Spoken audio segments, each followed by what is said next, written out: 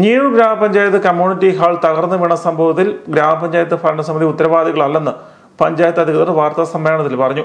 MLA ഫണ്ടിൽ നിന്നും 25 ലക്ഷം രൂപ മുടക്കി നവീകരിച്ചതിൽ സംഭവിച്ച നിർമ്മാണാപാകതകൾക്കും തകർച്ചയ്ക്കും ഗ്രാമപഞ്ചായത്ത് ഭരണസമിതി ഉത്തരവാദികളല്ല. LSTD എഞ്ചിനീയർമാരുടെ മേൽനോട്ടത്തിൽ നടത്തിയ നിർമ്മാണ പ്രവർത്തനങ്ങൾ തകർന്നു വീണ സംഭവത്തെ രാഷ്ട്രീയമായി കണ്ട് വിമർശിക്കുന്നത് ശരിയല്ലെന്നും പഞ്ചായത്ത് പ്രസിഡന്റും അംഗങ്ങളും പറഞ്ഞു.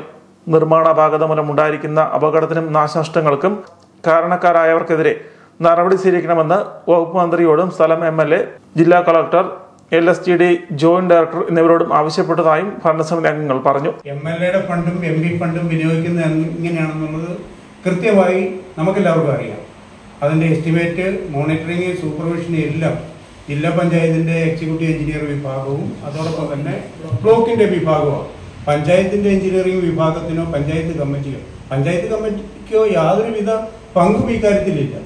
അത് നമുക്ക് ഇന്ന വർക്ക് നടത്തണമെന്ന് പറയാനേ പറ്റുള്ളൂ. ആ പറയുന്ന വർക്കുകൾ ആണ് അവർ ചെയ്തിരിക്കുന്നത് എന്ന് നമുക്ക് ഉത്തമ വിശ്വാസമില്ല. കാരണം എന്താ വെച്ചാൽ നമ്മൾ അത്രയും നീട്ടിയ ഷീറ്റ്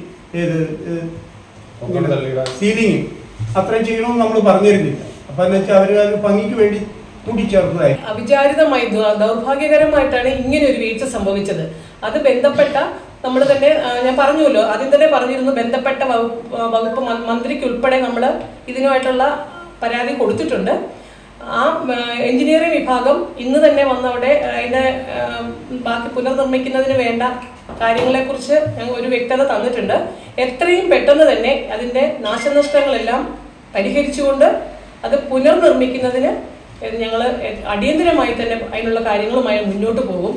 നിർമ്മാണ കരാറുകാരന് ബില്ലുമാർ നൽകിയിട്ടില്ല.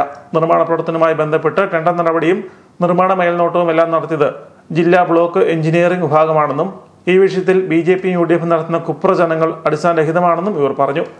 നിയമവിധേയമല്ലാത്ത ഒരു നടപടികളും തീരുമാനങ്ങളും ഒരു വിഷയത്തിലും ഗ്രാമപഞ്ചായത്ത് സ്വീകരിച്ചിട്ടില്ലെന്നും അംഗങ്ങൾ വ്യക്തമാക്കി. കടുത്തുരുത്തി പ്രസ് ക്ലബ്ബിൽ നടന്ന വാർത്താ സമ്മേളനത്തിൽ panchayat president Sreekala Dileep, vice president KP Devadas, panchayat അംഗങ്ങളായ തോമസ് പണിക്കൽ, ജോമോൻ മറ്റം, PR സുഷമ എന്നിവർ പങ്കെടുത്തു.